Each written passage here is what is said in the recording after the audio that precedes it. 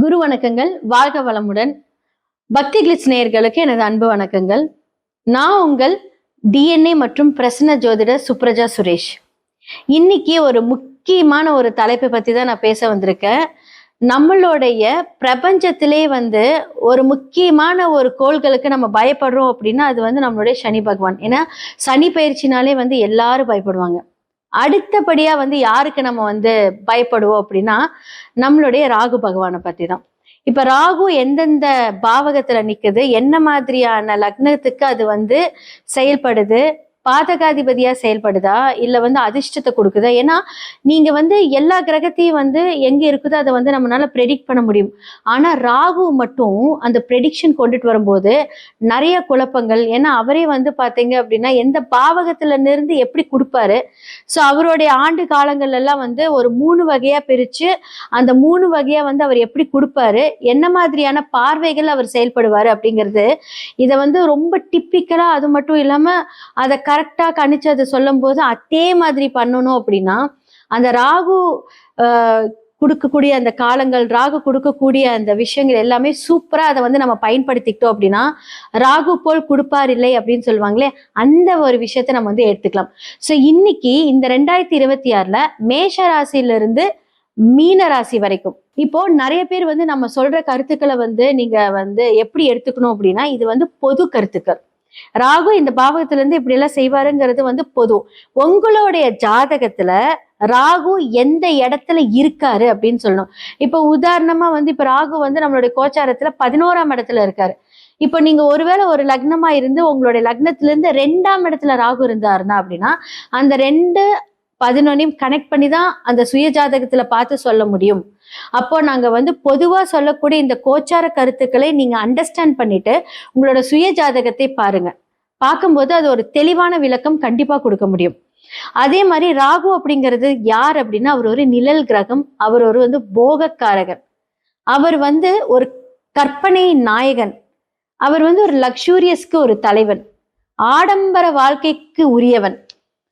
அவரோட திங்கிங்க்கு ஒரு கட்டுப்பாடே கிடையாது. ராகு அப்படிங்கிறது நம்மளோட எண்ணங்கள், நீங்க சொல்றீங்க பார்த்தீங்களா, எதெல்லாம் நீங்க மேனிஃபெஸ்ட் பண்றீங்களோ அதெல்லாம் நடக்கும் அப்படின்னு.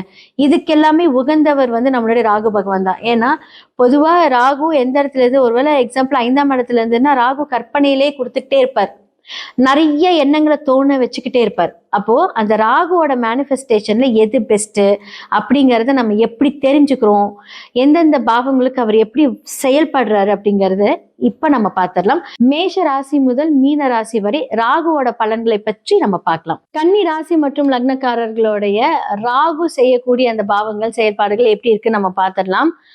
இப்ப ராகு உங்களுக்கு எந்த இடத்துல இருக்கு அப்படின்னா 6ஆம் வீடான கும்ப வீட்டுல ராகு இருக்கு. ஸோ 6ல பாவி மறைந்தால் ரொம்ப நல்லதுன்னு சொல்லுவாங்க. ஆனாலும் அங்க மறைமுக பிரச்சனைகளை ராகு கொடுப்பார். 6ஆம் இடத்துல என்ன அப்படின்னா கடன், நோய், வம்பு, வழக்கு, எதிரிஸ்தானம், ரணருண, ரோக, சத்ரு, இது எல்லாமே நம்மளுடைய 6ஆம் இடம். இப்போ நீங்க பிஸ்னஸ் பண்றீங்க, கன்னி லக்னக்காரர்கள் இப்ப பிஸ்னஸ் பண்றாங்க அப்படின்னா அவங்களுக்கு பிரச்சனை ஜாஸ்தியா இருக்கும். வேலைக்கு போறாங்க அப்படின்னா 6ஆம் இடத்துக்கு ராகு கொஞ்சம் ஒர்க் டென்ஷன் ஜாஸ்தியா கொடுத்தாலும் நிறைய ப்ரொமோஷன்ஸ் எல்லாமே இப்ப கிடைக்கும். அதே மாதிரி சனியோட பார்வை சமசப்தம பார்வையா நம்மளுடைய கன்னி ராசி லக்னத்துல இருக்கும்போது கொஞ்சம் மந்தத்தன்மை, லேட்டு, பிரச்சனை, நம்ம மூளை சுறுசுறுப்பா இருந்தால் உடல் உங்களுக்கு செயல்படாது. ஏன்னா சனி பார்க்கறதுனால. அப்படின்னா இது எப்படி நீங்க சரி பண்ணணும் அப்படின்னா எல்லாத்தையுமே கொஞ்சம் கண்ட்ரோல் கொண்டுட்டு வரணும். ஓகே, இப்ப என்ன மாதிரியான கண்ட்ரோல்னா, இப்ப ஒர்க்ல அதிக ப்ரெஷரான ஒரு ஒர்க் இழுத்து போட்டுக்காம செய்யாம இருக்கணும்.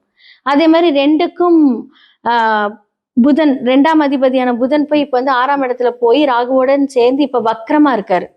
அப்ப குடும்பத்துல ஏதாவது ஒரு பிரச்சனை, குடும்பத்துல ஏதாவது குடும்பத்துக்கான ஒரு விஷயம் நீங்க செய்யறீங்க அப்படின்னா இப்போ கொஞ்சம் இந்த 1 மாசம் எதுவும் செய்ய வேண்டாம், எந்த ஒரு நியூ பிளான்ஸ் எதுவுமே வேண்டாம். இப்ப சுக்கிரன் ராகுவோட இருக்கும்போது மீடியா துறையில ஒர்க் பண்றவங்க எல்லாத்துக்குமே ஒரு அதிர்ஷ்டம் அப்படின்னு சொல்லலாம். ஏன்னா சுக்கிரன் ராகு இணைவு அப்படிங்கும் போது அவங்களுடைய வருமான ஸ்தானம் டபுள் ஆகும், ட்ரிபிள் ஆகும், அப்படி ராகு பெருக்கிட்டே போகும். ஏன்னா 9க்குரிய ஸ்தானமும் அதே மாதிரி. நிறைய பேர் அப்பா கூட சண்டை போட்டுட்டு இருப்பீங்க. இந்த டைம்ல வந்து ஓகே நமக்கு அப்பா ரொம்ப ஃபேவரா தான் பண்றாரு அப்படின்னு சொல்லிட்டு அப்பா கூட இணைவுகள் ஜாஸ்தி, அதாவது கொஞ்சம் கஷ்டமெல்லாம் இருந்தது, மனஸ்தாபங்கள் எல்லாம் இருந்தது அப்படின்னா இந்த காலகட்டத்துல சரியாயிடும். அதே மாதிரி வந்து உங்களுடைய பிசினஸ் டெவலப்மெண்ட், இப்ப வந்து 2ஆம் இடத்துல சுக்கிரன், நீங்க வந்து ஒரு பொட்டிக் ஷாப் வச்சிருக்கீங்க, சுக்கிரன் சார்ந்த ஒரு தொழில் செய்றீங்க அப்படின்னா உங்களுக்கு ஒரு ஜாக்பாட் தான் இந்த காலகட்டத்துல.